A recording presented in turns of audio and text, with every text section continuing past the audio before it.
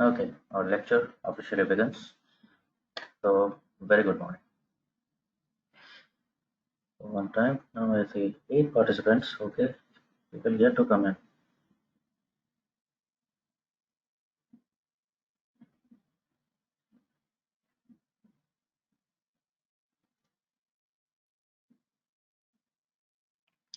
Today, I will cover some those things which kahin na kahin you have come across them, all of them, whatever we are going to see. What I want you to do is uh, that you understand the importance of creating your own functions. That's one, and then there will be come along a trick.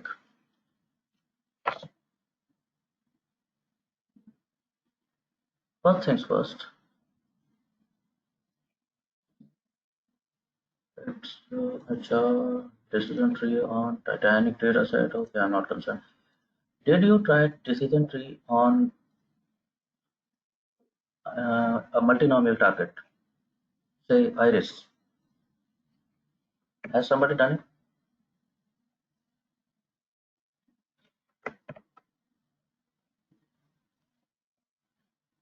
What happened lately?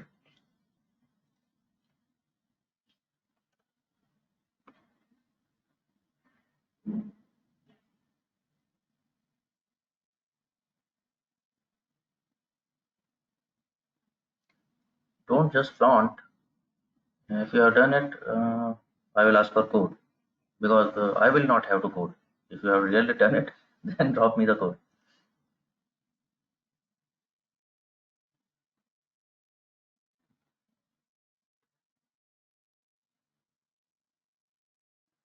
Exactly.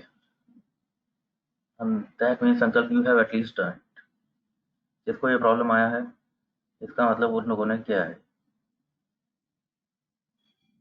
ये problem ही तब आएगा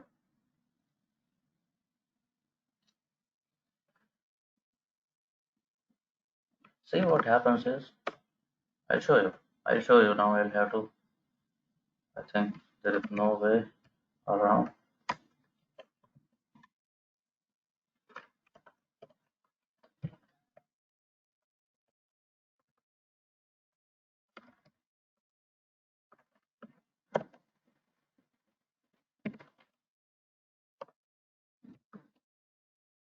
Iris data set में species column है, which is I would say हाँ categorical है. There are multinomial category. 3 categories essentially there are. And before we go there,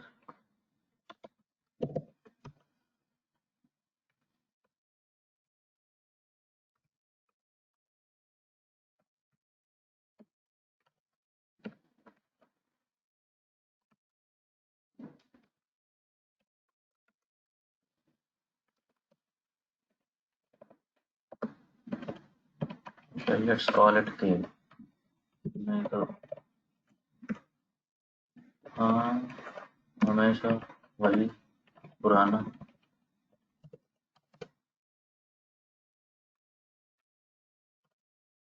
We are going to create decision tree. Okay, let's go ahead. Get it from our part package. And we are creating data model. Let's get it done. Data model is equal to our part species tilde बाकी सारे data is trade.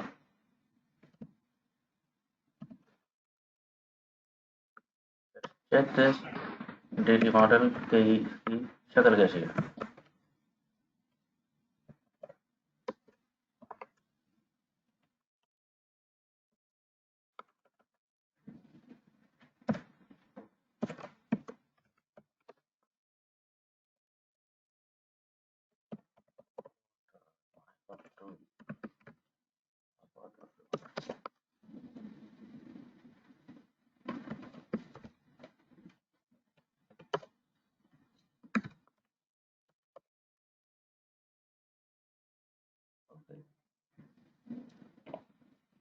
इसी basis पे बना है आपका data model. अच्छा, tell me one thing, तो कुछ ओपिनियन बनी होगी आप लोगों की।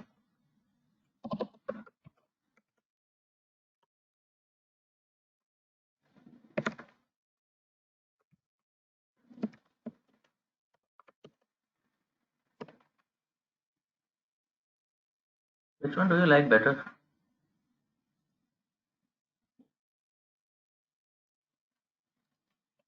Decision tree.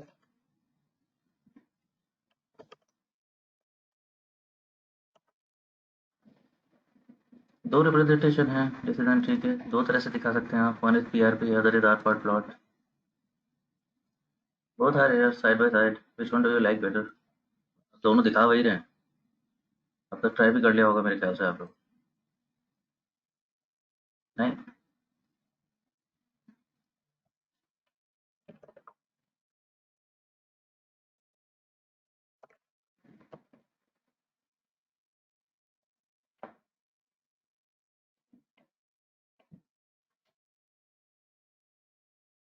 हाँ। वहाँ- तो वसुंधरा, ऐसे आप कोडिंग अलाउंग अभी कोड मत करो मेरे साथ में। मैं अभी जो दिखा रहा हूँ वो करना, कोड के लिए टाइम दूंगा।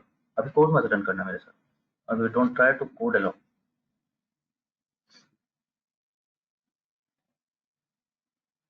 हाँ जी, what about others? What do you से?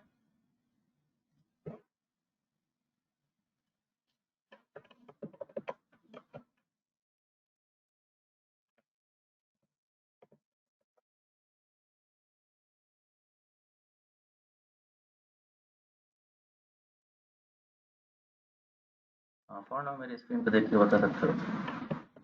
Okay, you like PRP better?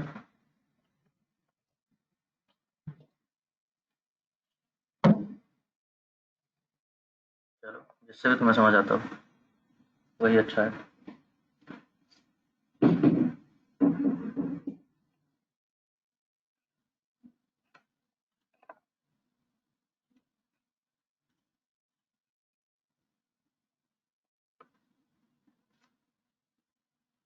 Let's predict.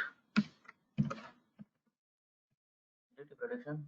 I want to predict. Predict हम करने का चाहते हैं किससे? डीटी मॉडल से। What is the data this time? This time data is validation.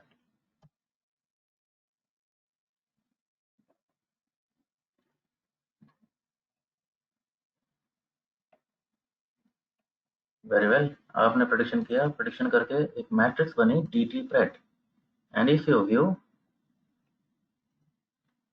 DT pred कैसी matrix बनी है? प्रोबेबिलिटीज।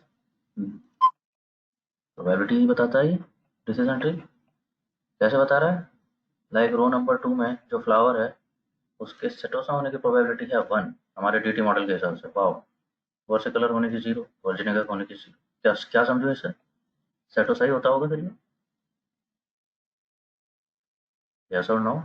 वो तो क्लियरली कह रहा है हमारा model probability is 1।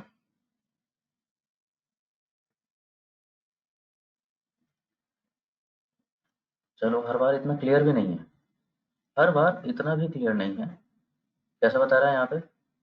Like flower number 89, setosa होने की प्रोबेबिलिटी 0, वर्सिकलर होने की 92, वर्जिनिका होने की 7%। 0.07। क्या समझूं इसे मैं? क्या बताना चाह रहा है वो? क्या मान लूं इसको मैनुअली देख के? आई थिंक वर्सिकलर हो जाना चाहिए क्लियरली। मॉडल ने बोला है 92% चांस है वर्सिकलर होने का उसके हिसाब से। यहाँ तक भी बात ठीक होती है।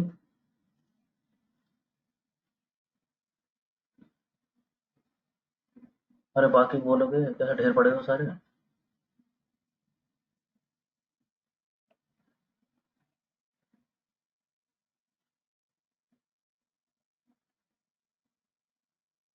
अच्छा। हाँ, तो अभी होगा कैसे? अभी होगा कैसे? वैलिडेशन कैसे होगा? ये तुम्हारा वैल वैल डेटा में स्पीशीज गिवन है setosa setosa, this that that that. ऐसे तो गिवन है उसमें। Setosa versicolor virginica virginica setosa versicolor. मैं चाहता हूँ यहाँ पर एक कॉलम आए। कहाँ पे? यहाँ पे, जिसे मैं बोलूँ ये मेरा प्रेडिक्शन है, this will be my prediction. और उस प्रेडिक्शन में क्या दिखना चाहिए? उस प्रेडिक्शन में दिखना चाहिए लाइक फ्लावर नंबर 18, जिसकी प्रोबेबिलिटी सबसे ज़्यादा बता रखी है, वो वाली स्पीशी का नाम आ जाए वहाँ पे। बात समझ गए क्या कह रहा हूँ?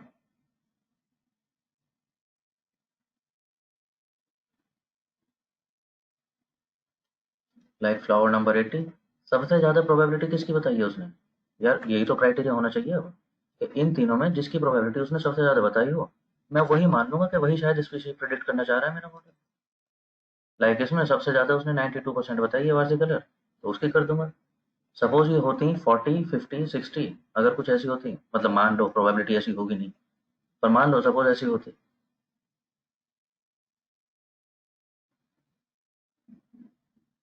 20, 30, 50, सपोज ऐसे हो जाए 20, 30, 50, तो किसकी मान लूँ सबसे ज़्यादा जिसकी है?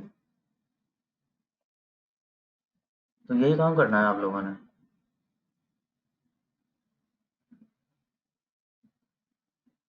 समझ गए?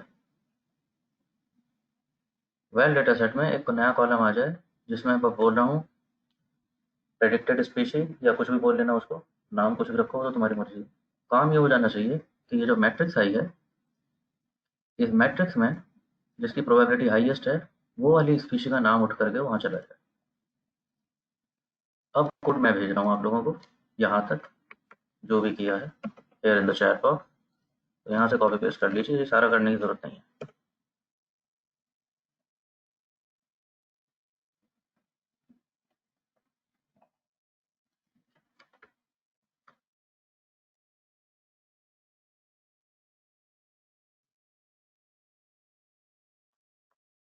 What would be highly recommended is if you can build a custom function with that।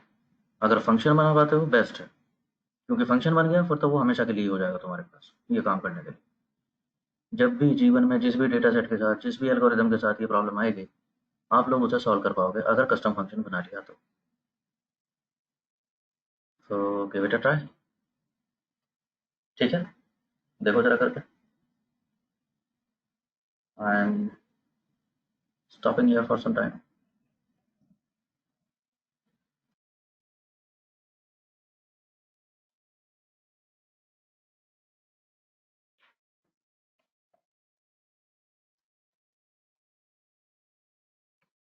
Varun,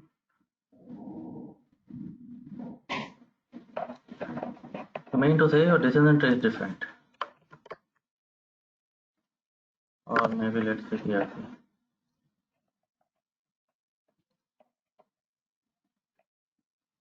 Is that it, Varun? You mean to say that?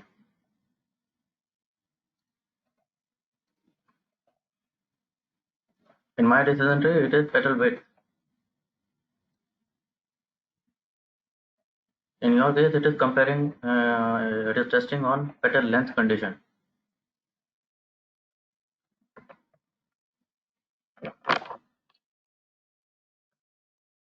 Hmm,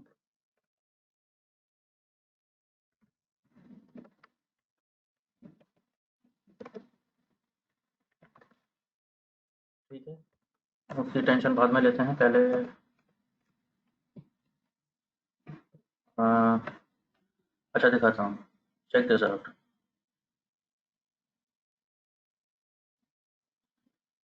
You see what is happening?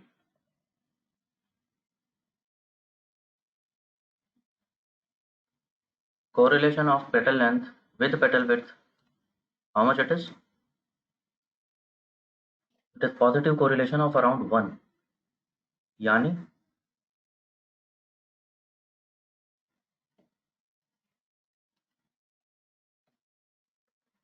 हाँ यानी,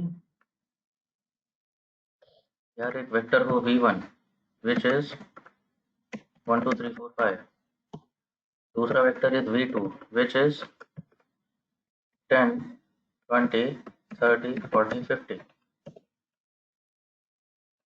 और इनका मैं कोरिलेशन चेक करूं हाँ जी, कितना आने वाला है, क्या लगता है?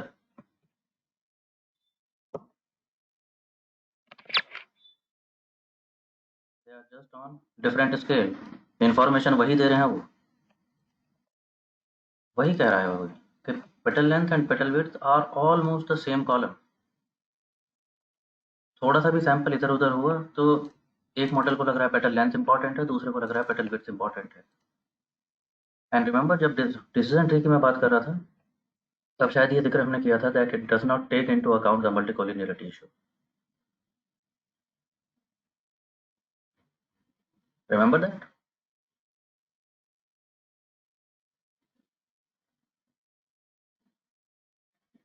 वो बात बना देता है।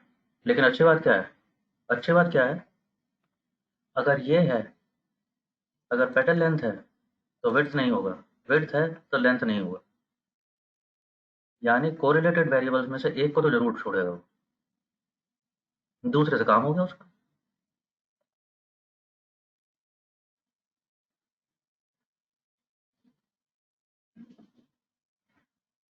ठीक है, तो सैंपल हो सकता है थोड़ा बहुत मेरा अलग बना है, तुम्हारा कुछ और बना होगा, हो गया डिफरेंस।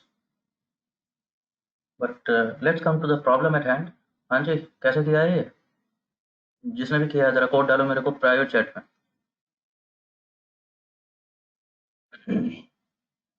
जिनसे हो गया है।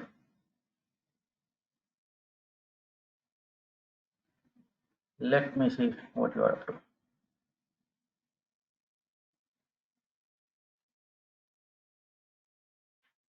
नहीं आ रहा बाकी लोगों से बनाना?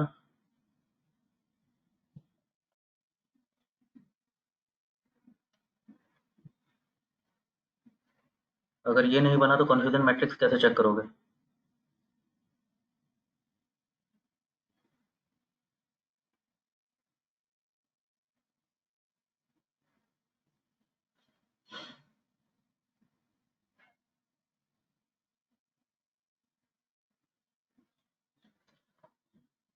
चलो दिखाता हूँ, मैं करता तो कैसे करता।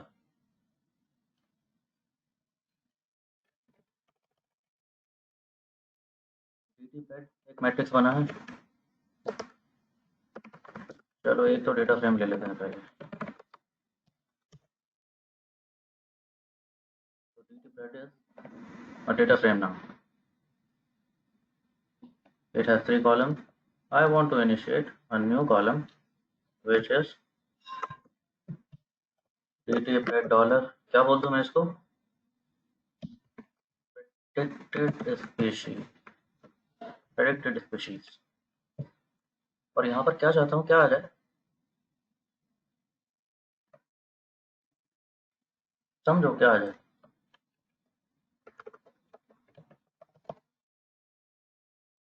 देखो मेरे को क्या चाहिए, मेरे को चाहिए इनमें से जो भी मैक्स हो,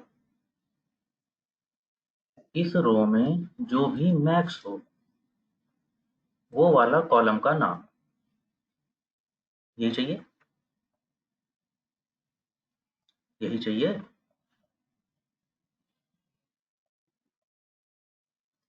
यही लगाना था लॉजिक, और लगाते हैं।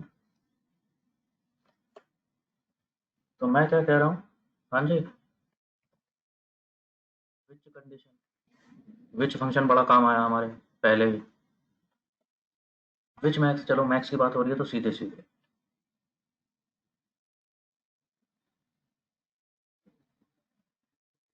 विच मैक्स dt bread।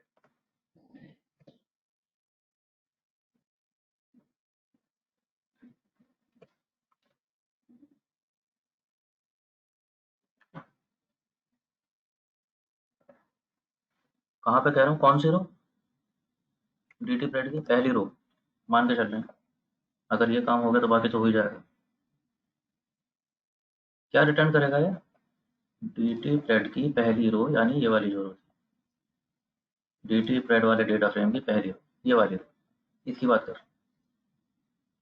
क्या आना चाहिए, विच मैक्स क्या बताता है, विच मैक्स?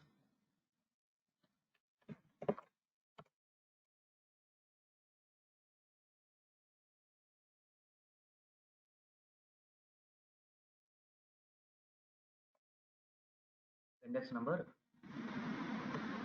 जहाँ पर कुछ मैक्सिमम हो जाए वहाँ पर इंडेक्स नंबर बता देता है, वही बता रहा है। Index number is 1, species setosa.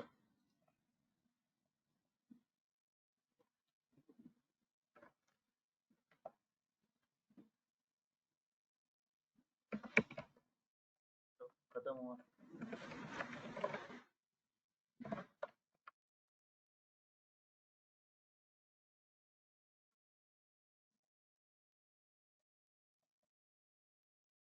Name या कोल नेम जो मर्जी बोलना है वो बोल दो इसको।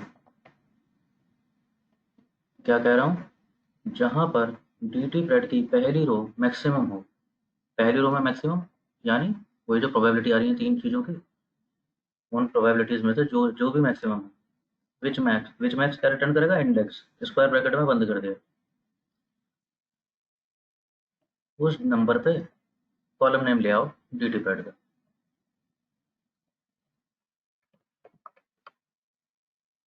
यही तो कह रहा हूँ।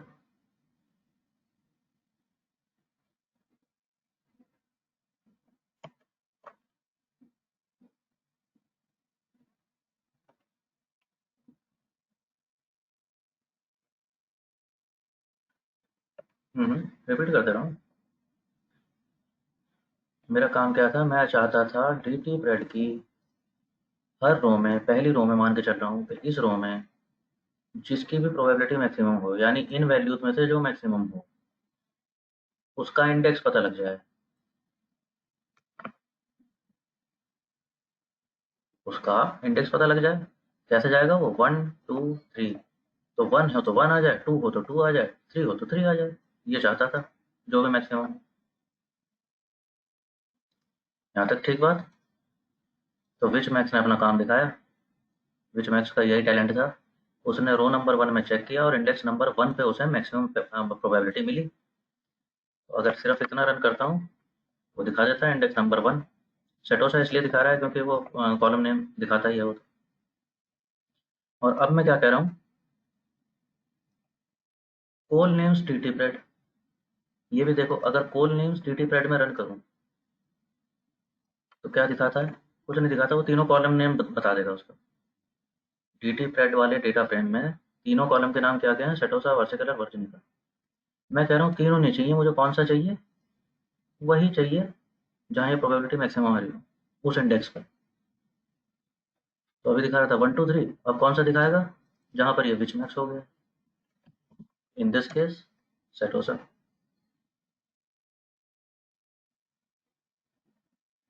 समझ गए, ये बात समझ आई, लॉजिक समझ आया क्या लगा है,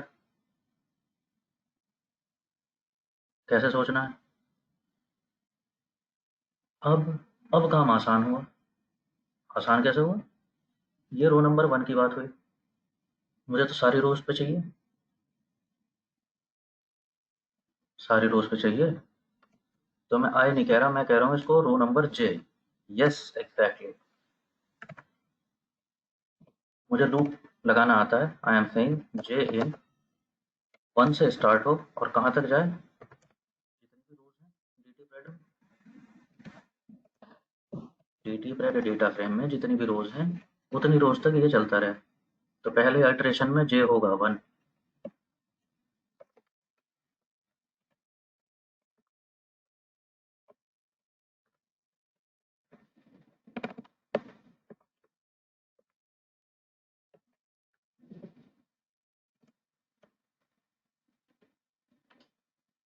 अब कहने का मतलब क्या हुआ,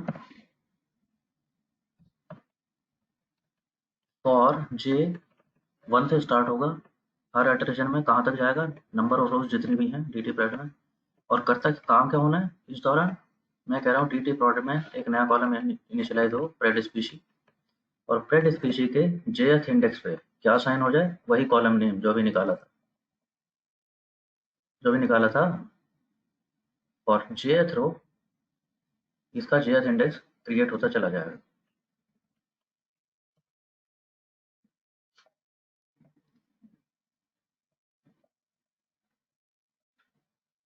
लेट्स चेक दिस आउट। हाँ जी, हो गया वैसे ही जैसा सोच रहे थे, जहाँ जिसकी प्रोबेबिलिटी मैक्सिमम है उस कॉलम का नाम आ गया।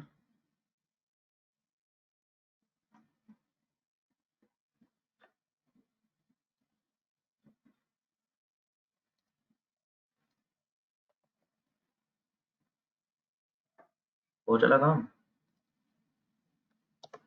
इसे एस फैक्टर कर दें। क्यों? क्योंकि कॉन्फ्यूजन मैट्रिक्स बनानी है अभी। पैड का पार्ट नहीं बनाते, कोई अलग ही इंडिपेंडेंट वेक्टर रख देते हैं फिलहाल।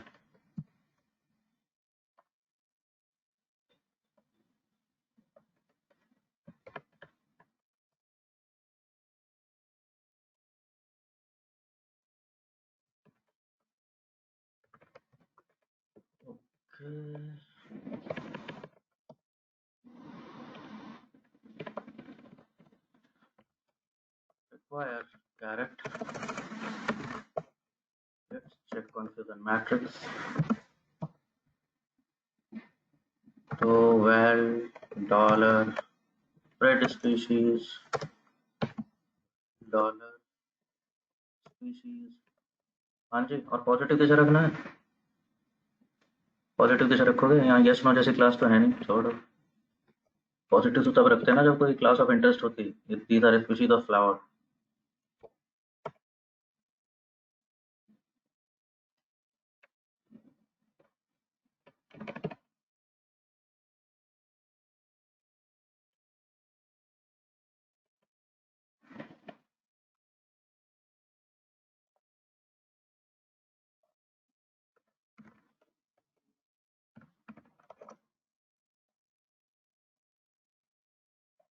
कहाँ कुछ गलत कर दिया?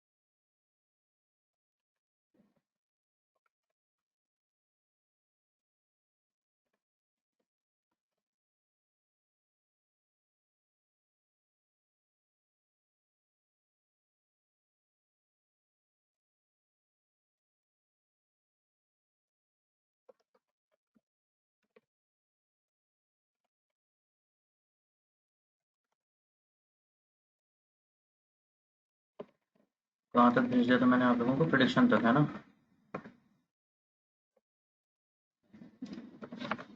हाँ वही रह गया था एस फैक्टर करना। Now I have done it. Here in the chat box.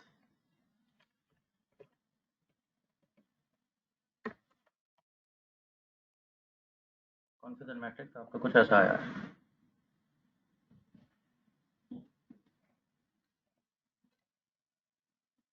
आपके अनसीन डेटा वैलिडेशन डेटा में 15 सेट हो सके, हमने भी सारे 15 पकड़ लिए हैं, कोई गलती नहीं। वर्से कलर में 13 हमने ठीक पकड़े हैं, 2 में मिस्टेक से उसको वर्जिनिका बोल दिया। वर्जिनिका में हमने 14 सही पकड़े हैं, गलती से एक को, वर्से कलर को। तो इतना इतना आपका मिस्टेक हुआ है।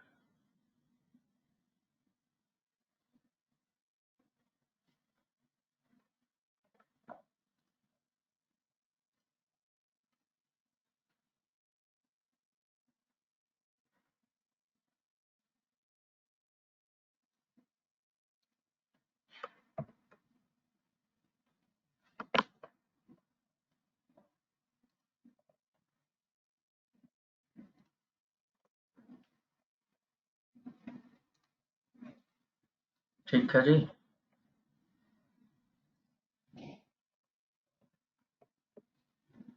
हाउएवर, क्या इससे कोई आसान तरीका भी था? हाँ था।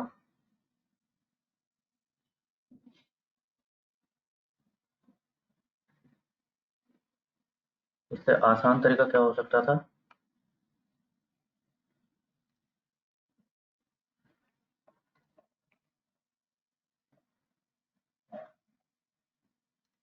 Any idea? इफ एल्स वगैरह तो तुम चेक कर लेना।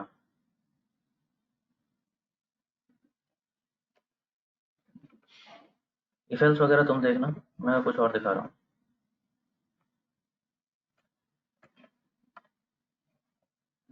आपके डिसीजन ट्री मैट्रिक्स अभी मानते हैं यही आई थी।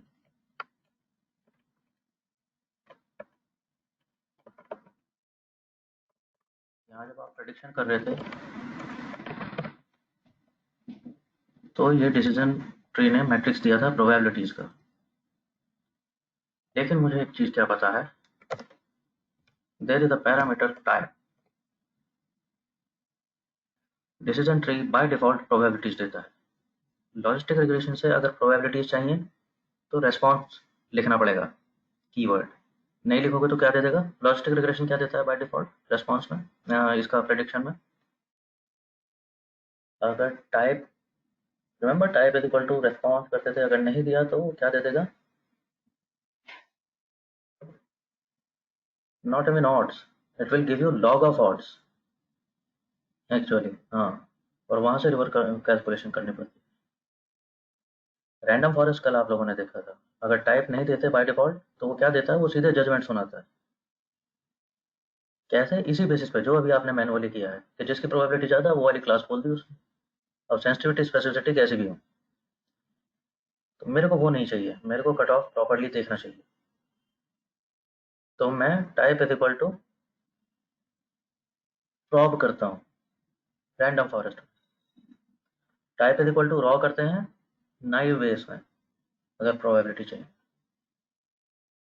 डिसीजन ट्री के साथ बढ़िया बात क्या है कि बाय डिफॉल्ट ही प्रोबेबिलिटी देता है। लेकिन इस वाले केस में क्या था कि मेरे को प्रोबेबिलिटी नहीं चाहिए, मेरे को कट ऑफ लगाना था प्रोबेबिलिटीज पे। अब यहाँ पे येस नो वाला केस तो है नहीं जो कट ऑफ लगाऊंगा।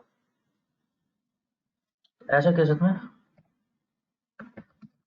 gives me facility, I can type, I can set this type is equal to class। और जब मैंने ये dt प्रेस किया, now pay attention to that environment। dt press क्या आया है? वो ऑटोमेटिकली वही आया है जो मैं कर रहा था अभी। मैंने उसने देखा, मैनुअली उसने देखा कि किस फ्लावर के लिए किसकी प्रोबेबिलिटी सबसे हाई बताई है और उसने वही क्लास उसको असाइन कर दी। Type is equal to class, not probability list. काम आसान हो गया। कॉन्फिगर मैट्रिक्स सीधे वही जो अभी नहीं बनाई थी हमने, वही कॉन्फिगर मैट्रिक्स बनी है, देख लो।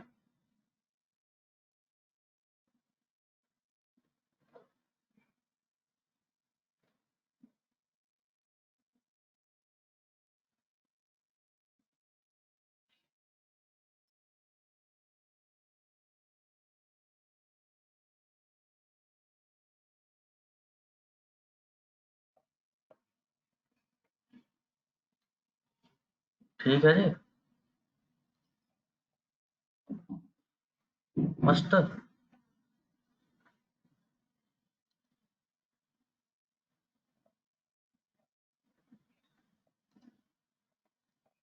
हाँ, इन दिस केस वो होगा क्लास सेटोसा।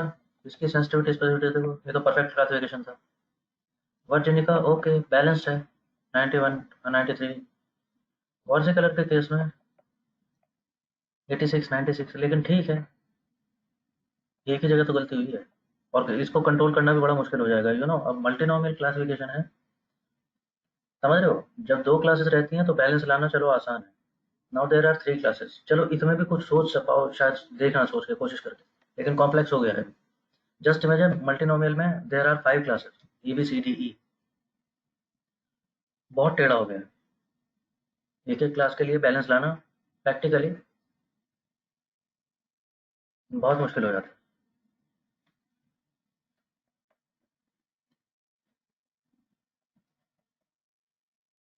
तो पहले क्यों नहीं बताया? ये type is equal to class, ये आधे घंटे का फोन क्यों किया हमारे? जानना नहीं चाहोगे? तुम्हारा इतना कीमती समय है, इसमें तुम नेटफ्लिक्स देख सकते थे।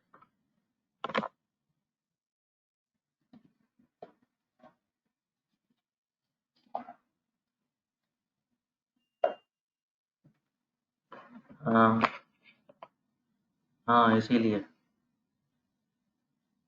इसीलिए तो कुछ तो करो। अपने आप तो करते नहीं ना तुम।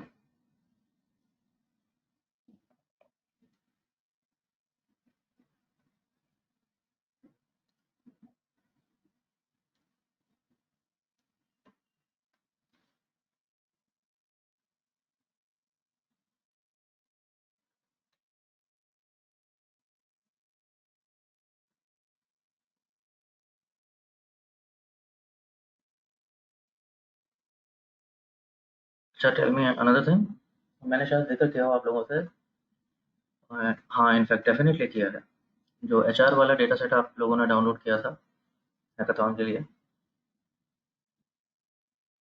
in that data set we faced a problem, and the root of the problem was a phenomenon called class imbalance, or more specifically target class imbalance। पढ़ा कुछ आप लोगों ने उसके बारे में?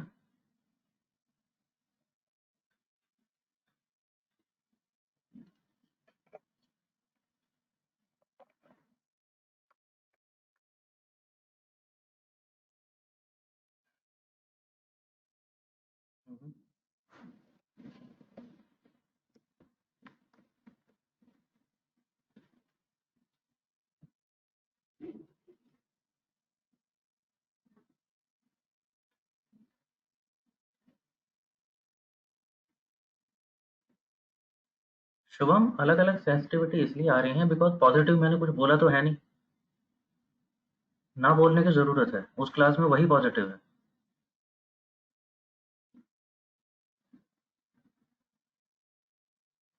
अगर सेटोसा का प्रेडिक्शन दे रहा है तो वो मान के चल रहा है कि हाँ फिर सेटोसा ही इसमें ठीक है। तो दैट्स वाई तीनों क्लास के लिए अलग अलग सेंसिटिविटी आ रहे हैं।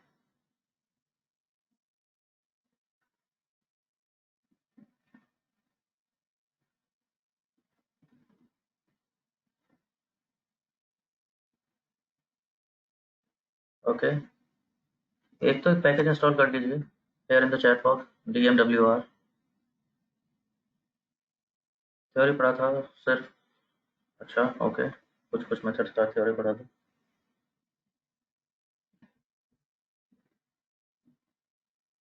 मैं चलता रहूँ ना? अभी ब्रेक वगैरह तो नहीं चाहिए? चलूँ आगे?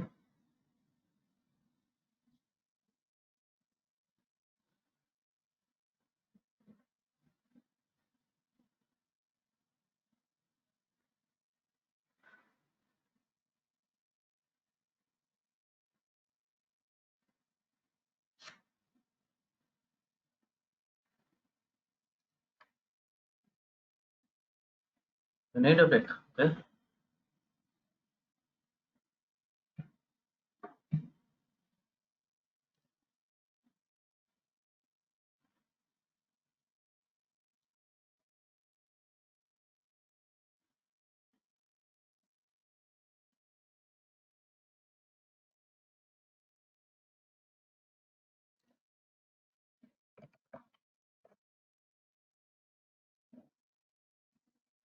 ओके, ठीक है, let's break for some time.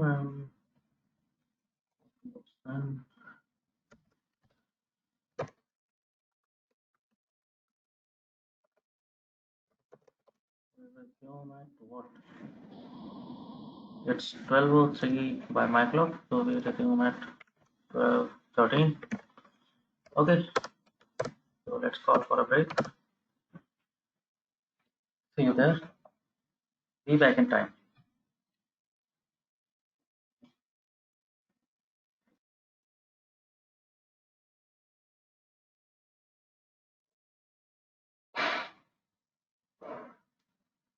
Okay, let's continue. Let's move on further. So before the break, we were talking about a phenomenon,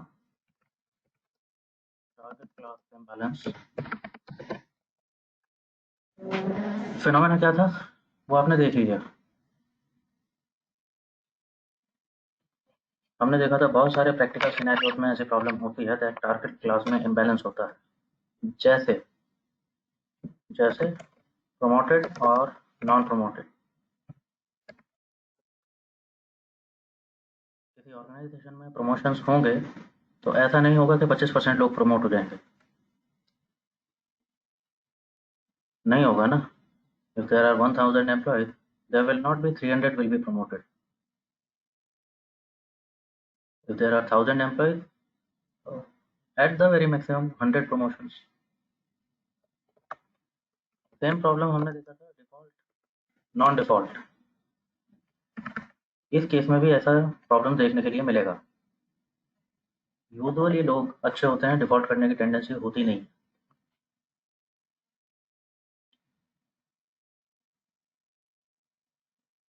plus bank के अपने बहुत सारे चेक्स होते हैं, तो डिफ़ॉल्ट इतनी आसानी से होता नहीं। तो if there are 1000 customers, rarely rarely कहीं जाके डिफ़ॉल्ट होंगे, अगर हो भी गए तो 5%, 4%, 10%, इतना बस, इससे ज़्यादा नहीं हो सकते।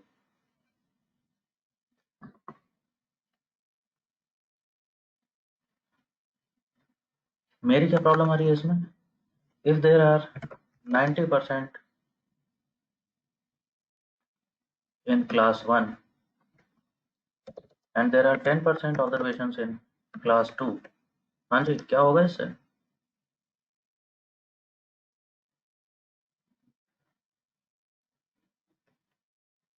क्या होगा, गलत क्या होगा इससे?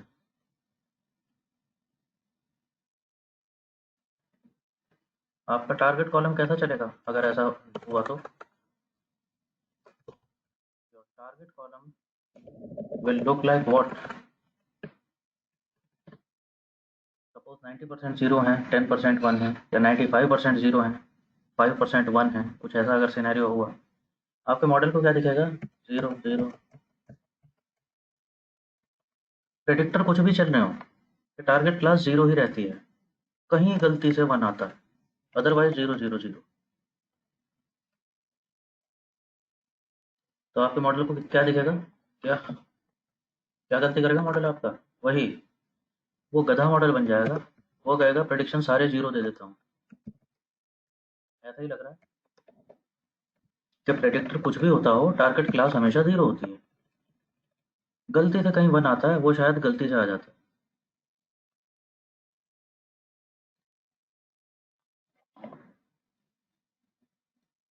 ऐसा ही प्रॉब्लम था।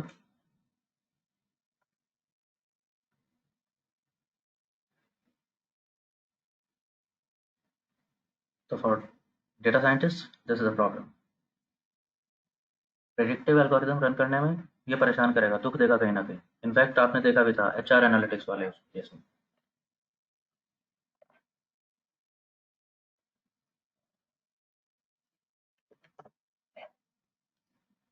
करना क्या है? हाँ जी, जिन्होंने पढ़ा था, क्या ट्रिक पढ़े थे इसके? क्या क्या तरीके हो सकते हैं इसके, इसको सॉल्व करने के?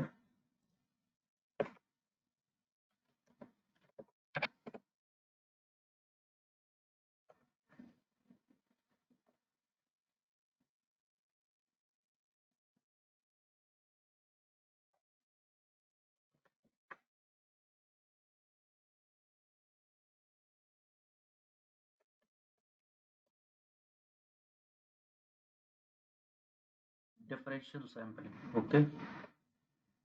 Over sampling, under sampling, okay.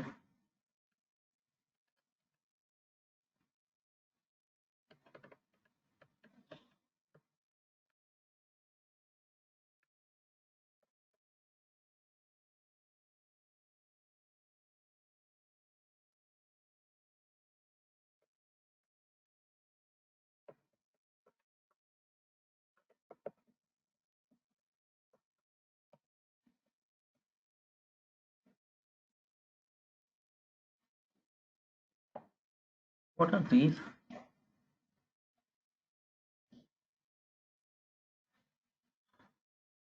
Concept में आपको पढ़ने को मिला हो? Okay, number one.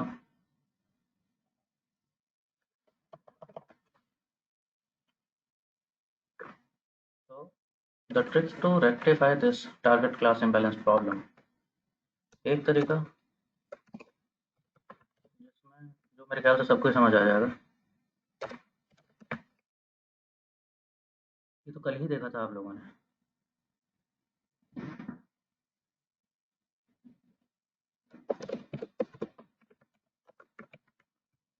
Ensemble model या रैंडम फॉरेस्ट या डिसीजन फॉरेस्ट, जो भी कहते हैं वो, जो भी कहो आप इसको।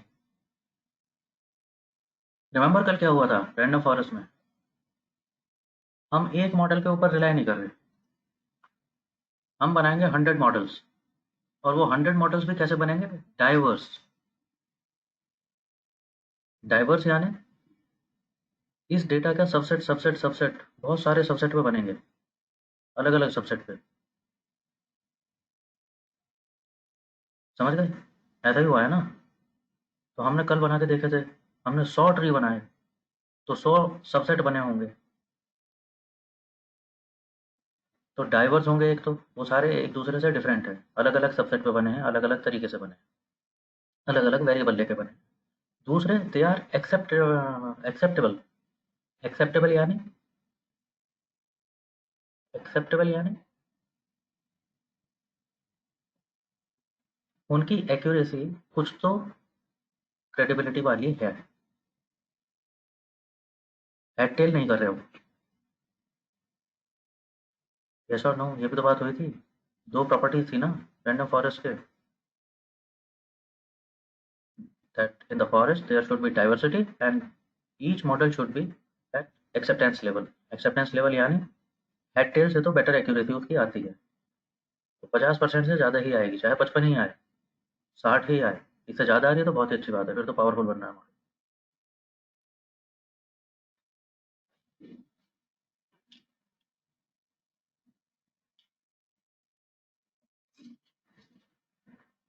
व्हाट हैपेंस है, जब इतना सारा काम हो जाता है, your model is ensemble of 100 different models and all have some predictive credibility, तो मान सकते हो ना कि इवेंचुअल रिजल्ट जो होगा उस पे शायद इसका क्लास इम्बैलेंस का इम्पैक्ट नहीं आ रहा हो।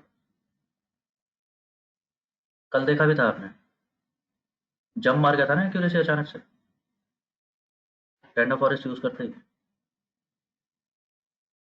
बाकी एल्गोरिथम्स को दिक्कत हो रही थी, केएनएन को तो इतनी दिक्कत हुई, बैठ ही गया था वो तो।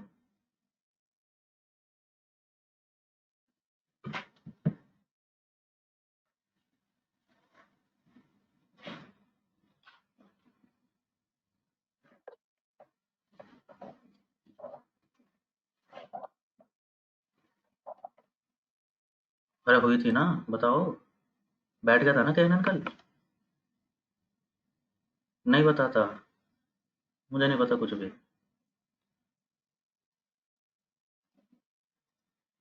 सो this can be one way, ensemble models आप यूज कर सकते हो।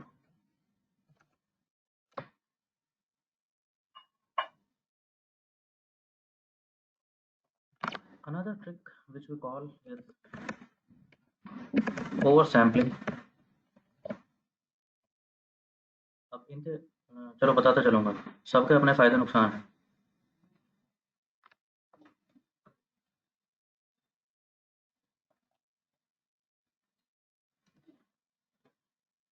एनसेम्बल मॉडल ठीक है, आपकी ये प्रॉब्लम दूर कर देगा, लेकिन एनसेम्बल मॉडल का डाउनसाइड क्या है? रैंडम फॉरेस्ट का ही डाउनसाइड क्या है जो तुमने देखा भी था कल? कुछ डाउनसाइड भी है इसका? एक्यूरेसी बहुत अच्छी है अचानक से।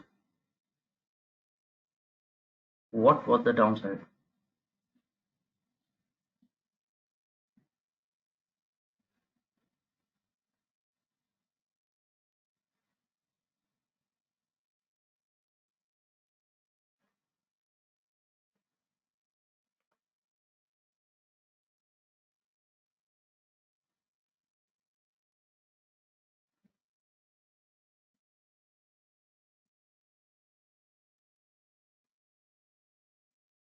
रैंडम फॉरेस्ट से आपको रिजल्ट तो मिला, लेकिन आपको ये नहीं पता चला कि वो रिजल्ट आया क्यों। Tell me if I am wrong.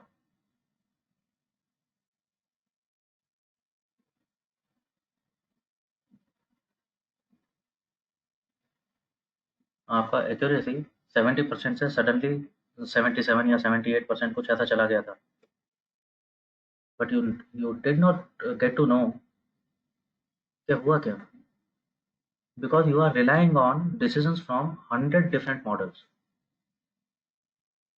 100 different models बने हैं, हर एक के हिसाब से कोई और इम्पोर्टेंट है, हर एक के हिसाब से उसका अपना कोई इंपॉर्टेंट वेरिएबल है, but we are relying on the collective decision के मेजोरिटी जो डिसीजन देगी उसमें मान लेंगे। अब सबका डिसीजन तो आ रहा है, और सब कह रहे हैं कि मेरे सबसे इंपॉर्टेंट था ये, दूसरा कह रहा है नहीं मेरे हिसाब से सबसे इंपॉर्टेंट वो था, तीसरा कुछ और कह रहा है, तो डिसीजन तो आ गया, ये नहीं पता किसकी वजह से है।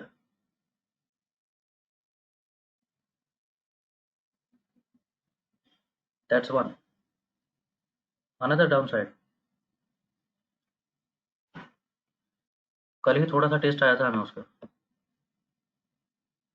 When data sets are really large, random forest is time consuming.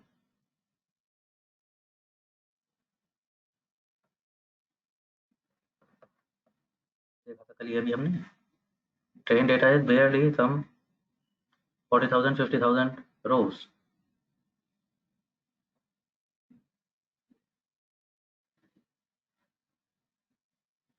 What if it was 1 lakh rows, or what if it was 5 lakh rows, or what if it was a million rows?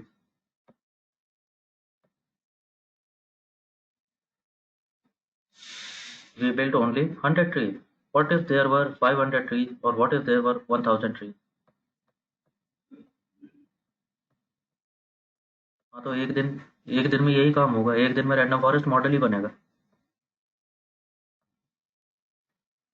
और सच में होता है ऐसा। It में take 1 day to converse random forest, ऐसा भी हो जाता है।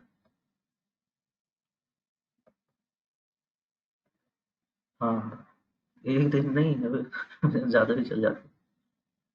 इट में take that long.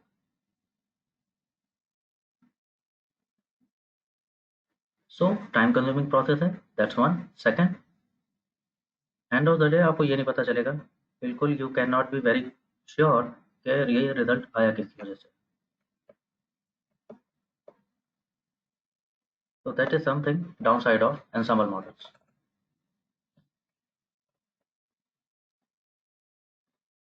Oversampling. What is oversampling technique? Oversampling is nothing but आपका जो minority class है, it is duplicating of that.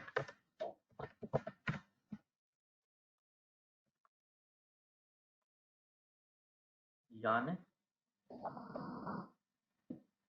यानी आपके डेटा सेट में, यार प्रॉब्लम क्या थी आपके डेटा सेट में, आपके मॉडल को दिखेगा 10% क्लास 2 है, 10% तो लोग यस वाले हैं, 90% टाइम्स नो वाले हैं, और इसकी वजह से मेरा मॉडल ग्लिच कर जाता है। ये प्रॉब्लम था। तो हम क्या करेंगे, 10% यस वाली जो रोज हैं इनको डुप्लीकेट बना देते हैं।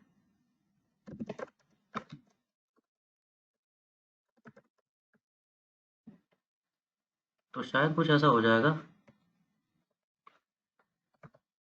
60-40 का रेशो हो गया, problem solve.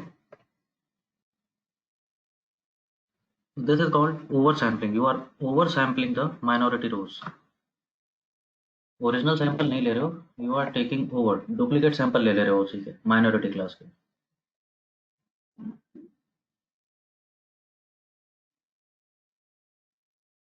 And this is essentially done in only training data, जिस डेटा से मॉडल बनेगा, ओनली ट्रेनिंग डेटा में, नॉट वैलिडेशन, नॉट टेस्टिंग। ये सिर्फ ट्रेन डेटा में, मॉडल को ट्रेन करने के लिए कर रहे हैं हमेशा, सो दैट उसे देखने को ये पता चल जाए कि हाँ ऐसी बात नहीं है, सिर्फ सारे नो नहीं होते, यस भी होते हैं भाई। अब उसका ध्यान उन पर जाएगा कि कौन से वेरिएबल की वजह से ये डिफरेंस आता है।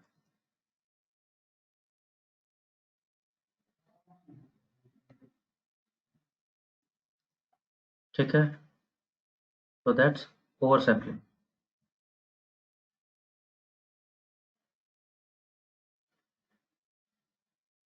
हाँ यस शुभम, टारगेट क्लास को हम सिर्फ उसमें ही ट्रेनिंग डेटा में ही सैंपल करते हैं। रीजन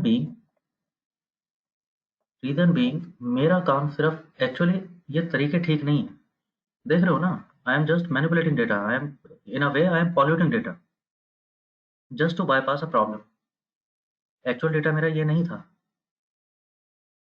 बट ट्रेनिंग डेटा में मेरे मॉडल को जब ये दिख जाएगा, उसे ये समझ आ जाएगा कि हाँ सारे नो नहीं होते। इट इज़ नॉट दैट कि यस सिर्फ बाय चांस आ रहा है और बाकी सारे नो हो जाते हैं, तो हमेशा नो नहीं रहता। तो then it will focus on other things like impact by each variable, और जो भी मशीन लर्निंग में आप लोगों ने जो भी देखा है, ज्योमेट्रिक मॉडल है तो fitting the curve, fitting the distance, probability based model है तो fitting the probabilities, but we do that only on training data, not on unseen data. Reason, unseen data जब भी आएगा उसमें इम्बैलेंस होगा ही होगा।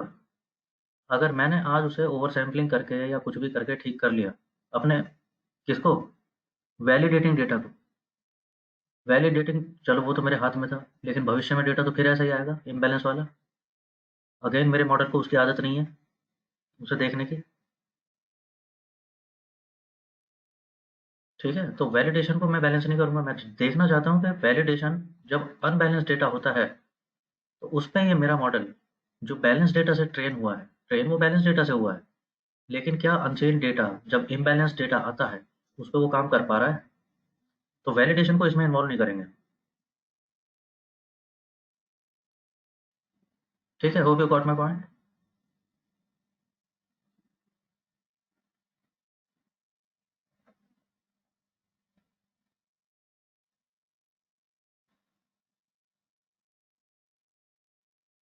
Okay,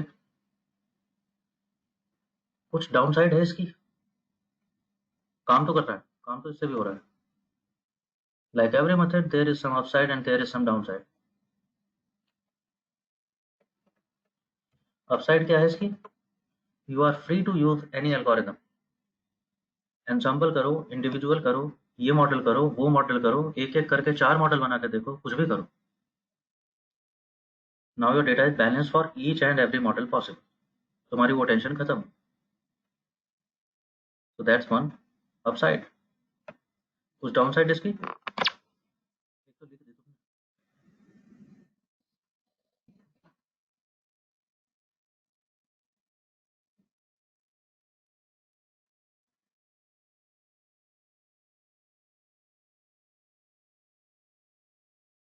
second comes here, first thing जो शुभम ने लिखी है, सपोज ये जब 90 और 10 के रेशो में थे तभी आपका डेटा 1 मिलियन रोज का था। Now you are adding another 1 lakh rows, another 1 lakh rows, another 1 lakh rows, and eventually you are bulking up। वो डेटा पहले ही दुख देने वाला था, तुमने और मोटा कर दिया उसको। चलो वो तो कोई बात नहीं, वो तो मेरे मशीन की टेंशन है, मेरी तो नहीं है। इससे बड़ी भी प्रॉब्लम क्या है, बिकॉज एक्चुअली कोई नई इन्फॉर्मेशन नहीं ला रहे हो आप, you are not bringing new information, it is just this information and it is being replicated multiple times. What it may get your model into is, for these type of informations आपका model overfit हो जाए, उसे लगे कि ये data, क्योंकि ये data सारा यही तो है, घूम घाम के वही तो डेटा है जो पेरेंट में था, तो इट में ओवरफिट कि क्लास 1 में कब बताऊंगा, जब बिल्कुल ऐसे ऑब्जर्वेशन, क्योंकि उसे दिख रहा है बिल्कुल ऐसे ही होते हैं, बिल्कुल ऐसे ही होते हैं। समझ पा रहे हो? So rather than learning from the data, your model में एंड अप ओवरफिटिंग।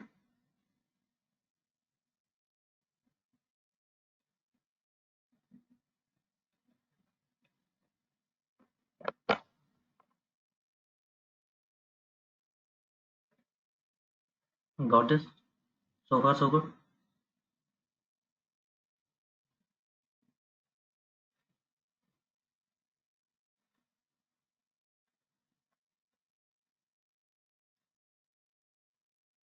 यहाँ तक ठीक ठाक, ठाक ठीक, सब लोग बताएं।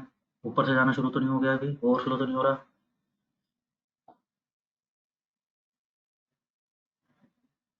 एक प्रॉब्लम समझा हमने, उस प्रॉब्लम के सॉल्यूशन ढूंढ रहे हैं, क्या क्या हो सकते हैं, जो जो सॉल्यूशन हमें अवेलेबल हैं उनमें सबके कुछ ना कुछ अपसाइड डाउन साइड है, वही समझने की कोशिश कर रहे हैं वन बाय।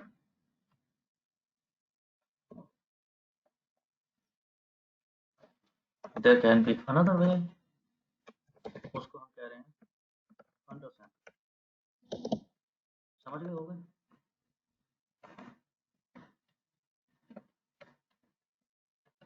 समझ गए क्या होता होगा?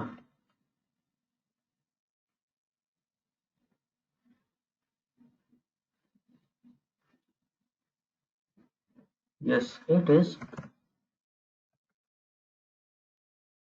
रिमूविंग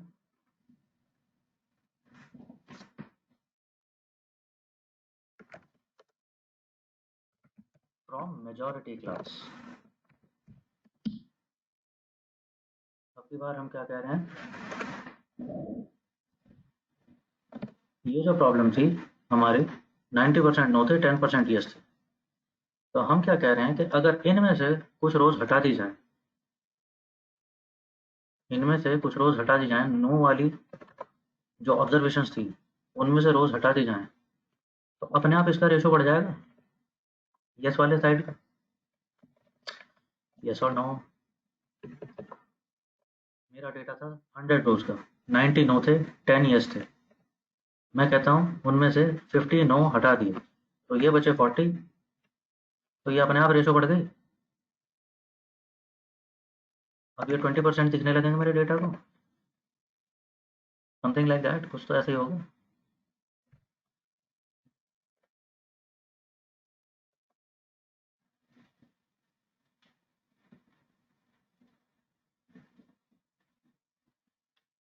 इस तरीके से क्या हो रहा है, इफ यू से आपको डुप्लीकेट नहीं कर रहे हो, so you are not polluting your data.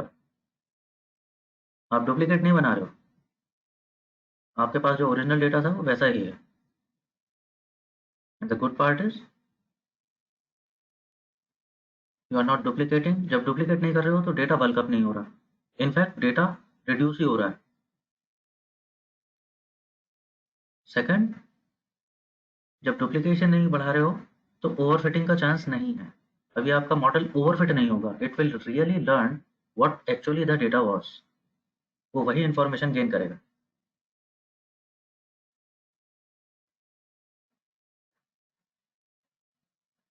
Right?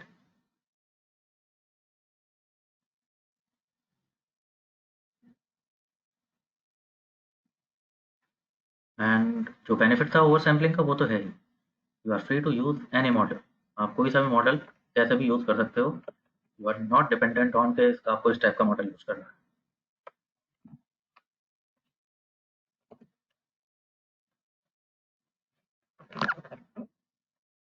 ठीक है, कोई डाउन साइड है इसका?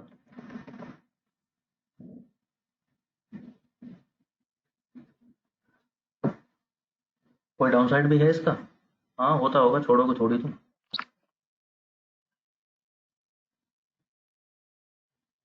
ये सोच रहे हो ना सर, छोड़ोगे थोड़ी तुम इसे?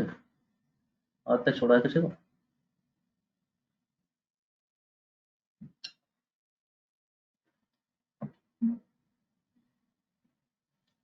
मेन मैच निकालोगे जरूर इसमें भी,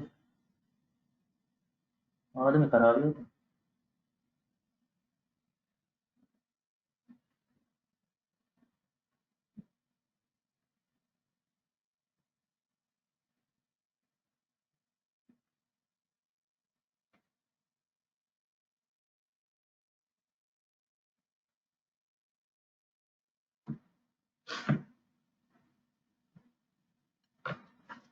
कोई डाउन साइड इसका?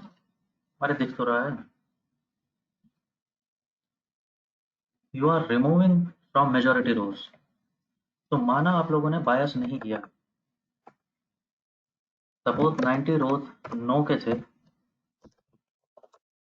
10 रोज यस के थे,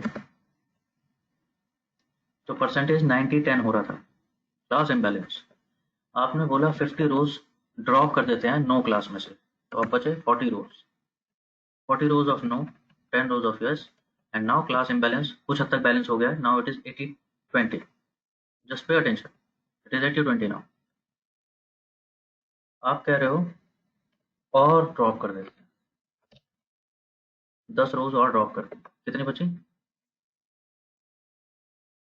30 नो, 10 yes। इस समय बैलेंस क्या है? I think 25-75। क्लास इम्बैलेंस और ठीक हो गया, पहले 90-10 था, फिर 80-10 हुआ। अब 75-25 है। और देखो आप कहते हो और ड्रॉप कर देते, बैलेंस कितना हुआ? Perfect balance 50-50। हो गया।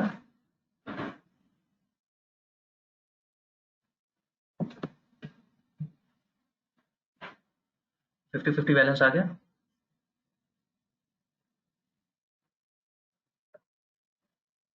डेटा कितना बचा? It is 20 rows now. शुरू कहाँ से किया था? 100 रोज से। आपके पास 100 रोज का डेटा था, लेकिन क्लास इम्बैलेंस था 90-10 का।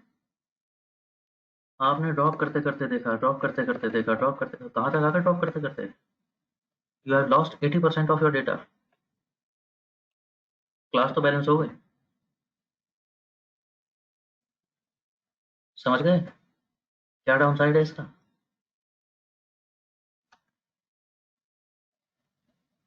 तो this is under sampling, this is another method. कुछ फायदे कुछ नुकसान। नुकसान क्या है? You are removing, this is this is the down side in itself. By mandate you have to lose the information. आपको डेटा लॉस करना पड़ता है।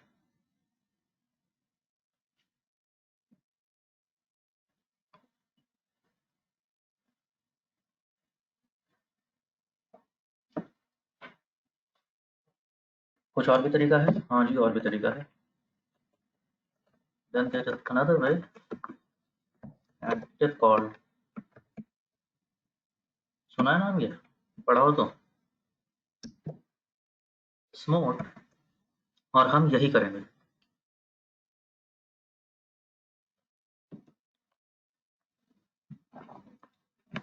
अगर आप क्लास इम्बैलेंस के बारे में पढ़ रहे थे, really if you are reading about this, तो ये नाम कहीं ना कहीं मिला होगा आप लोग को। Smooth stand for synthetic minority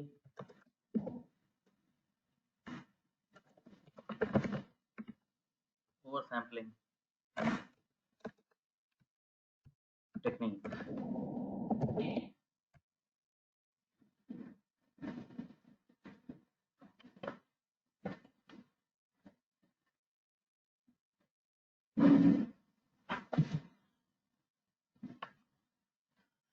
if you wish to take, you can take screenshot of these things, otherwise video में तो आ ही जाएगा आपके रिकॉर्डिंग।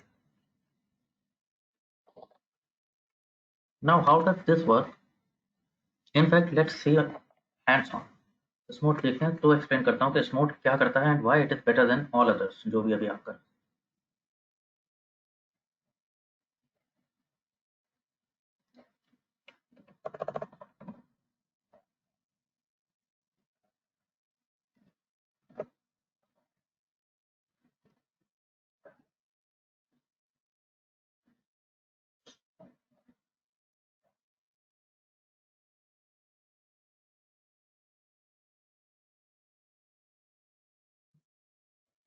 वही HR data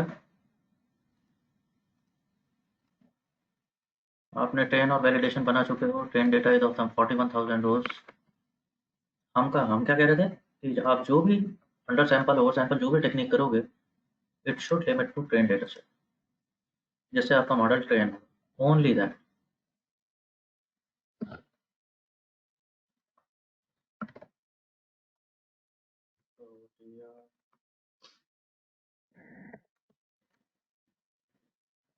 very well, it is in this kind of form.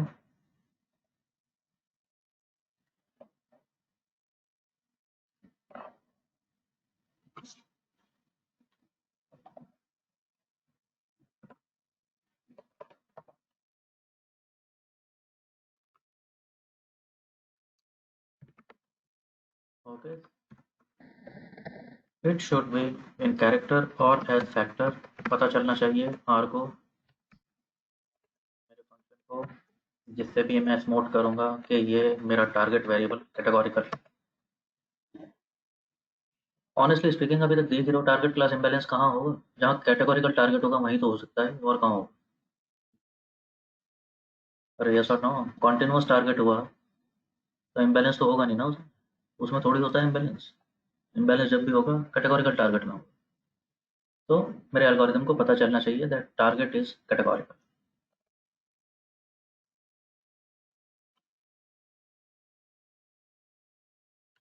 The packages that TMWR जो आपने अभी, ओ माय गॉडनेस, मेरे पास इंस्टॉल नहीं है। This is check.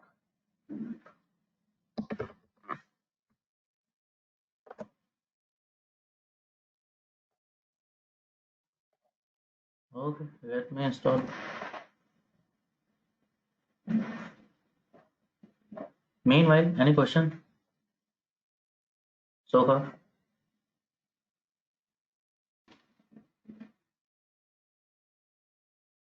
Okay, बढ़िया। I see no question coming in. Well, package installed, require, attached। Code मत करना, code में बता दूंगा, भेज दूंगा, समझ लो अभी syntax. I am calling it balance TF. The function is smart, जो हमेशा होता है।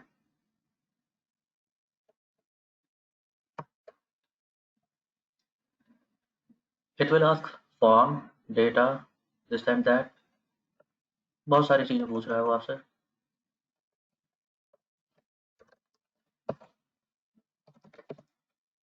कैसे समझोगे? ऐप डॉक्यूमेंट चेक करें, समझे क्या क्या इनपुट लेता है ये और कैसा काम करेगा। So there are many inputs।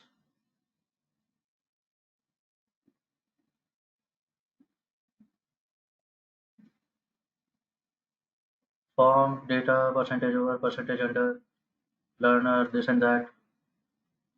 ठीक है, बहुत सारी चीजें दी हुई हैं उसने। एग्जाम्पल भी दिया है नीचे उसने, कैसा काम करेगा,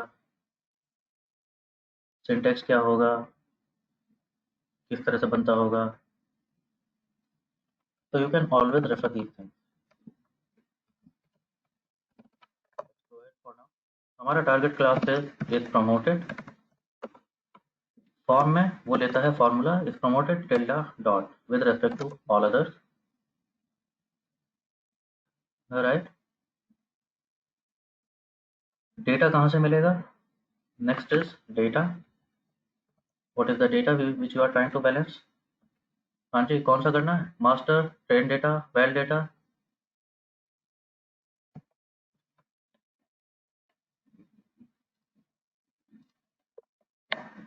हम ध्यान रखेंगे इस चीज का।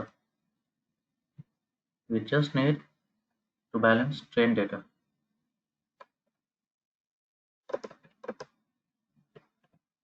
Next comes is we mention percentage over. There is a parameter percentage over, यानी माइनॉरिटी रोज को कितना टाइम्स आपने डुप्लीकेट करना है। Over sampling, basically it is over sampling technique, वही कह रहा था ना वो, minority over sampling technique.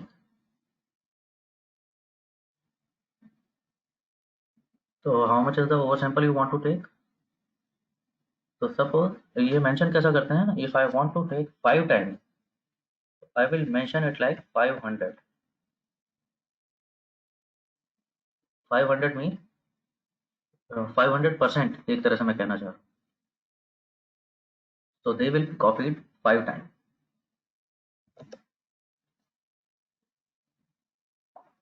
Their oversample will be 5 times. Then there is a parameter which just says percentage under. By percentage under, what I mean that for each row of minority class, how many rows of majority class should be there in this final data set.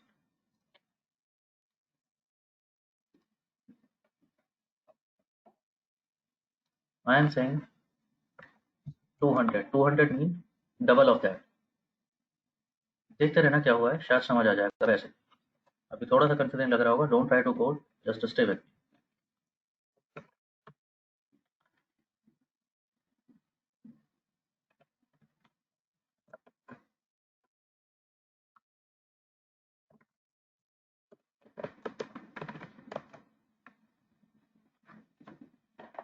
What is the error coming up?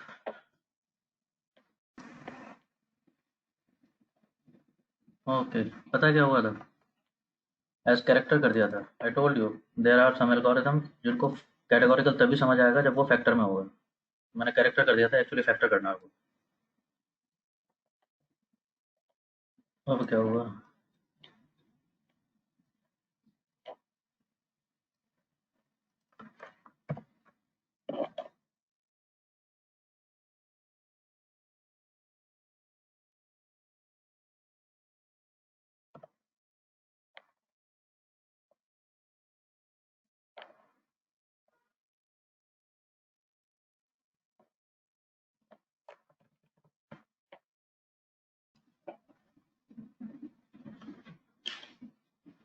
Don't know, something isn't working properly. Let's see. I have tried again.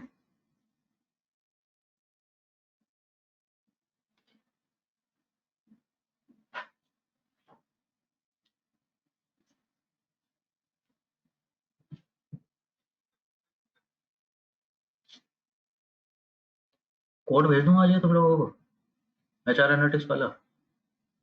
मतलब इसमें वैसे भी करने के लिए कुछ बचा तो है नहीं जो तुम प्रैक्टिस करोगे, लेकिन हाँ, जस्ट टू रेफर, एक बार रन करके तो देख ही लेना। Oh, finally it happened. Okay, it is, अब समझ आया। It was happening because this train data ना, नॉट ओनली टारगेट, इसको सारे ही फैक्टर चाहिए।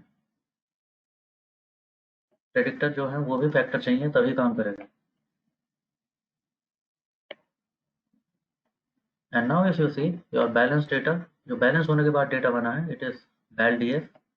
It contains 56,000 rows which is nowhere near to train data. पता नहीं क्या हुआ है, देखें बैलेंस हुआ है कि नहीं हुआ है। तो लेट्स चेक इट आउट।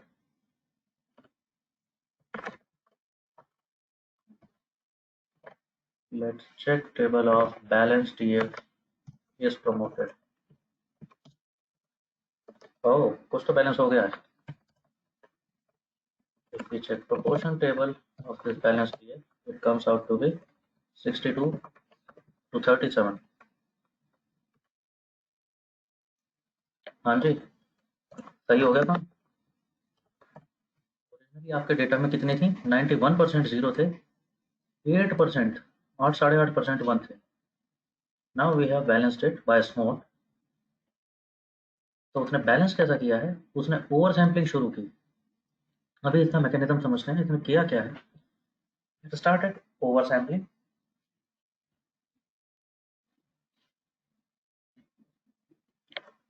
और मैंने क्या बोला है, कितना टाइम्स ओवर सैम्पलिंग चाहिए मेरे को? 5 टाइम्स। तो मैंने मेंशन कैसे करना पड़ेगा वो? परसेंटेज में। if I need to mention 5 times, so I should mention 500 like in percentage। वही बता रहा है वो, percentage of oversampling। So I'm saying 500%। Second parameter is undersampling। अंडरसैम्पल मतलब जो मेजॉरिटी क्लास के थे, जो जीरो क्लास के ऑब्जर्वेशन थे, तो per row of minority class how many rows do you want of majority class. तो सपोज इनिशियली,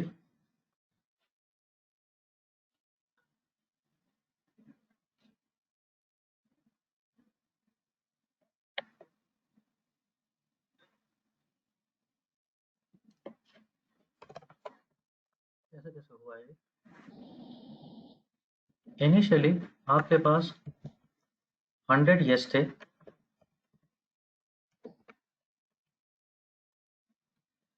देयर वर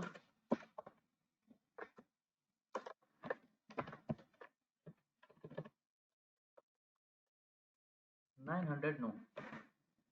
अगर आपका क्लास इस तरह से बैलेंस था,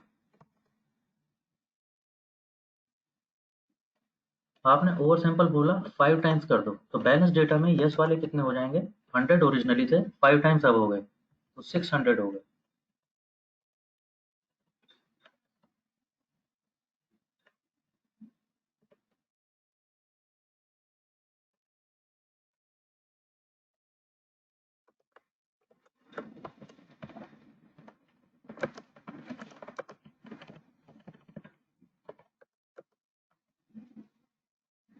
पर 600 आपको नो कितने चाहिए थे?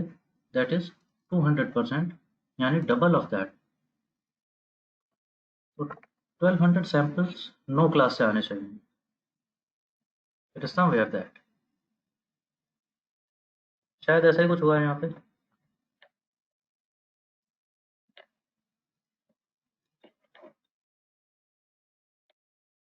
I'm not sure about the exact ratios, but I think that's what it means.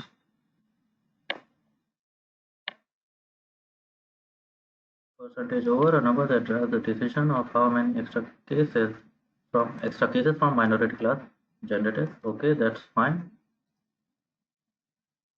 Percentage under is a number that drives the decision of how many extra classes from majority class are selected for each case generated from sample of a minority class.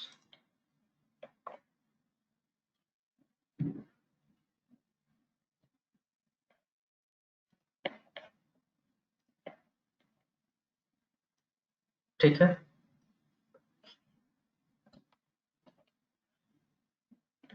कुछ benefit हुआ इससे आप लोगों को? Actually benefit हुआ। You are not entirely oversampling and you are not entirely dependent on undersampling. दोनों ही काम हो रहे हैं थोड़े थोड़े से।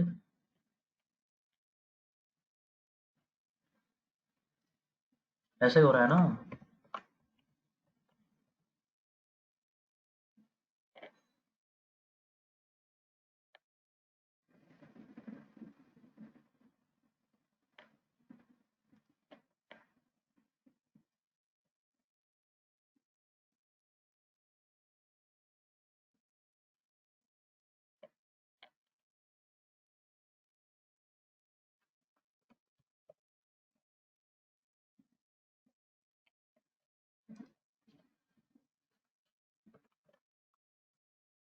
देखें इससे कुछ फायदा हुआ भी है कि नहीं।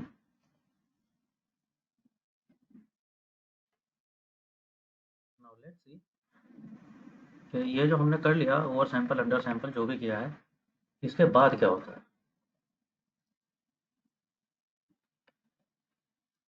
Now you have this balance data बैल टीयर, और इसे अगर रन करके देखें, इससे लॉजिस्टिक रिग्रेशन से तो चलो पहले भी रिजल्ट आया था, ये तो तुम बाद में देखोगे। जो मॉडल हमारे फेल हो गए थे, एक तो डिसीजन ट्री फेल हुआ था miserably. Yes,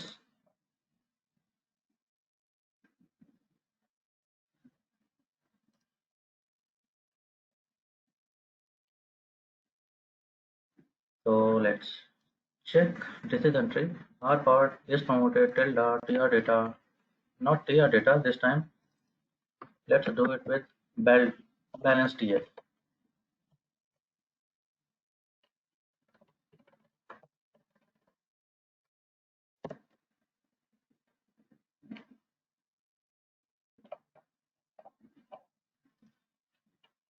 Okay, and let's see what is the decision tree we have gone into. My goodness, what is that?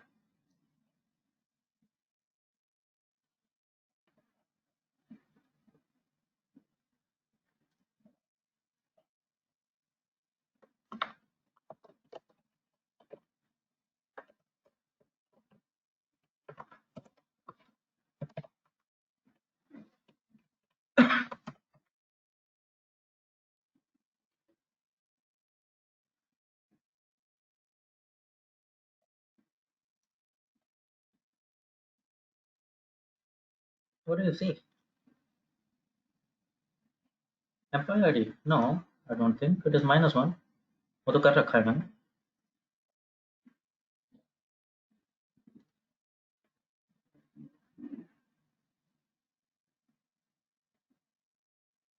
It is happening the way decision tree does. Remember greedy algorithm.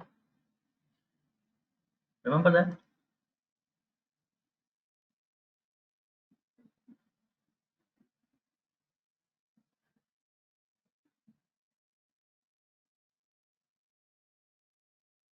ठीक है, employ ID है तो it is not surprising. लेकिन अब क्या है, decision tree पहले क्या हो रहा था, पहले उसको क्लास ही नहीं दिख रही थी कि यस और नो में कोई डिफरेंस भी है कि नहीं है। वो सिर्फ एक वेरिएबल देखा उसने और डिसाइड कर दिया कि यस और नो एक तरफ कर दो। Now Since your data is balanced, it is trying to classify them properly. वो अलग बात है, since it is a very greedy algorithm, वो उसको अनलिमिटेड डेप्थ तक जाने की कोशिश करेगा जब तक उसे 100% होमोजेनिटी नहीं मिले। तो वो तो एक दूसरी प्रॉब्लम है, उसका तो इलाज तुम्हें पता है क्या कर। ठीक है जी।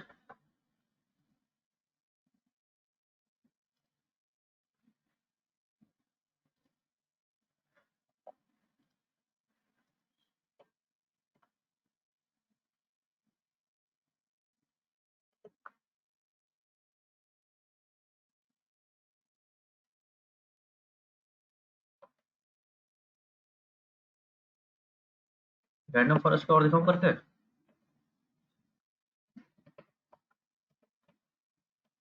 कल हमने देखा था दैट सो फार हमने जो कुछ भी किया है रैंडम फॉरेस्ट से बेस्ट रिजल्ट आया था।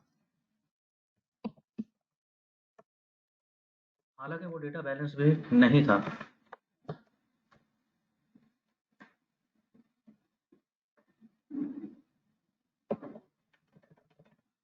बैलेंस हो तो रैंडम फॉरेस्ट कुछ बेटर काम करेगा क्या?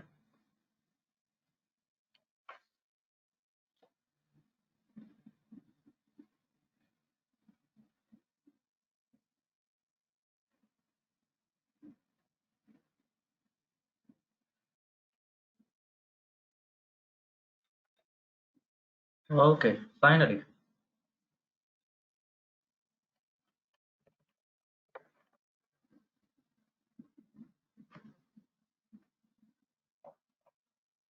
Spread from well-balanced data.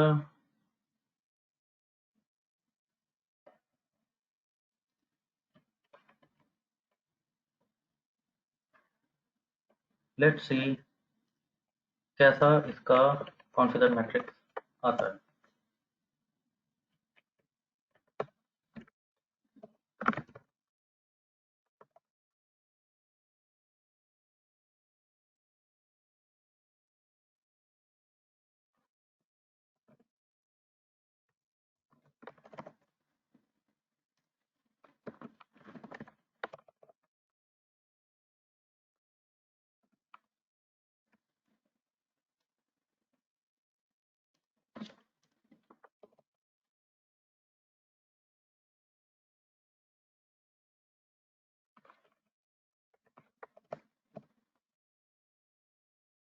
And what do you see?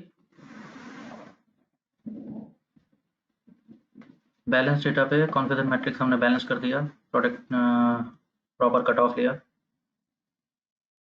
What is the result?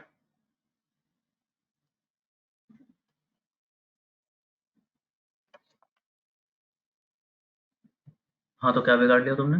जब डेटा बैलेंस नहीं था इतना तो वो तब भी कर रहा था यार, ऑलमोस्ट ऐसा ही था। 77 78 कल भी तो ऐसे ही देख रहे थे।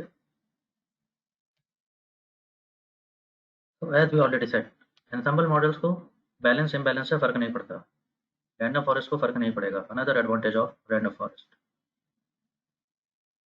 बाकी मॉडल्स को फर्क पड़ता है।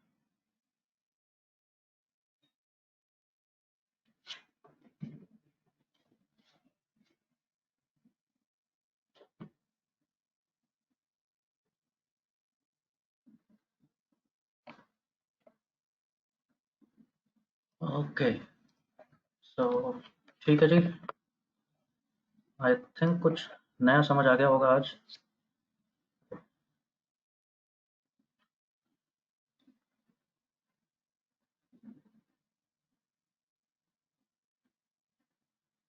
तो दिस इज क्लास इम्बैलेंस का problem many time you face. So क्या क्या कर सकते हो? बहुत सारे काम कर सकते हो। You can go up to ensemble models और you can do some tricks. अगर एंसेंबल मॉडल यूज़ नहीं करना है, कोई और इंडिविजुअल मॉडल से आप करना चाहते हो, then there are other techniques. सबके अपने प्लस और माइनस हैं। There are some upsides, there are some downsides. तो lastly we come towards balance. ना तो ओवर सैम्पलिंग ज़रूरत से ज़्यादा कर रहे हैं, ना अंडर सैम्पलिंग ज़रूरत से ज़्यादा कर रहे हैं। What we are doing is we are relying on smooth synthetic over sampling. तो जैसे जैसे ओवर सैंपल हो जाएगा, अंडर सैंपल का भी उसमें वेटेज बढ़ता चला जाएगा इन अ सर्टेन रेशो। तो डेटा ज़रूरत से ज़्यादा ना तो ओवरफिटिंग की तरफ जाएगा, ना ज़रूरत से ज़्यादा हम इंफॉर्मेशन लॉस की तरफ जाएंगे।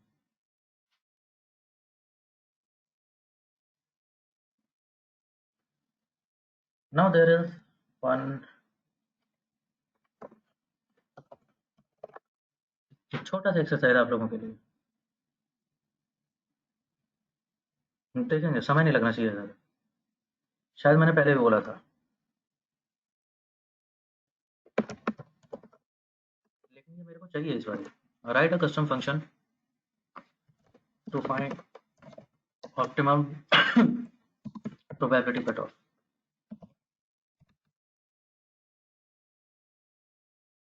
ये जो प्रोबेबिलिटी यहाँ पे रख रख के देखते हैं ना, यार कैसे करते थे, 50%,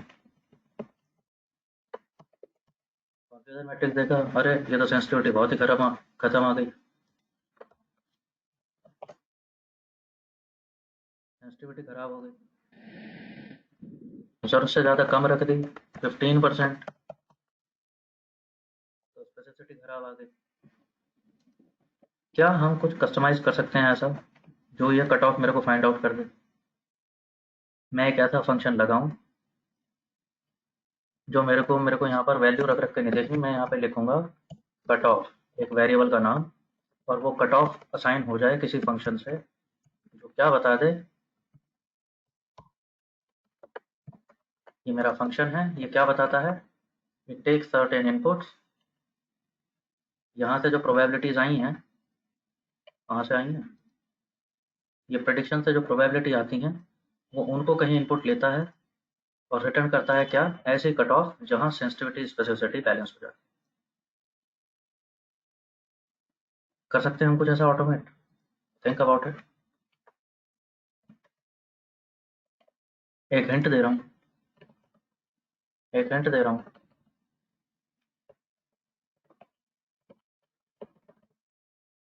ये जो कॉन्फिगर मैट्रिक्स बना के देखते हो ना,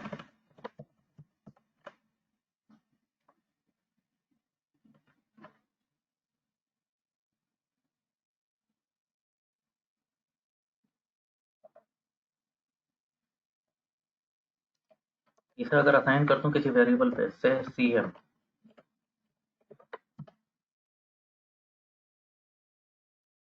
कॉन्फिगर मैट्रिक्स मैंने प्रिंट नहीं कराई, मैंने एक वेरिएबल बनाया सी एम, देखना एनवायरमेंट में सी एम क्या बना है, व्हाट इज सी एम दे,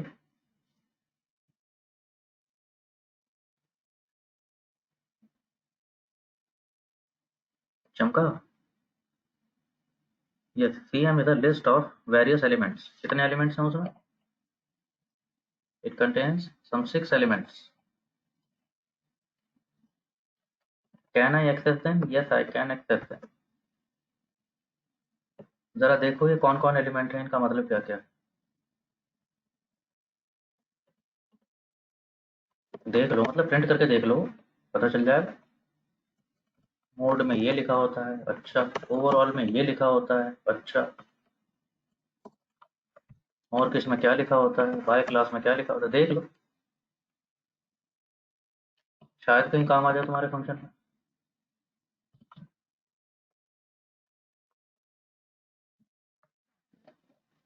ठीक है जी, करके देखिए।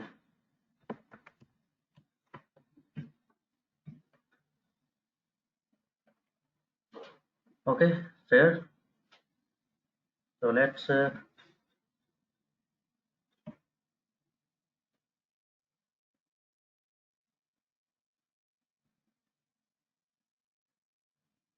okay, very well then, let's call it a day।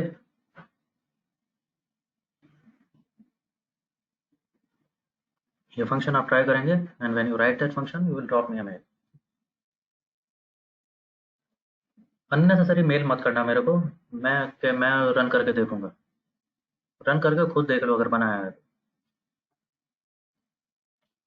मुझे दिखाने के लिए मत दिखाना करके, ठीक है।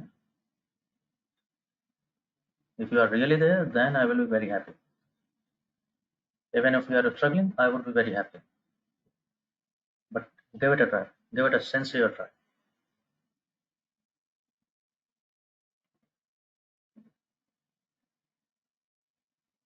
चलिए जी, okay, very well, I am turning off recording. but I am here for another minute. If there's any question, I'll take it.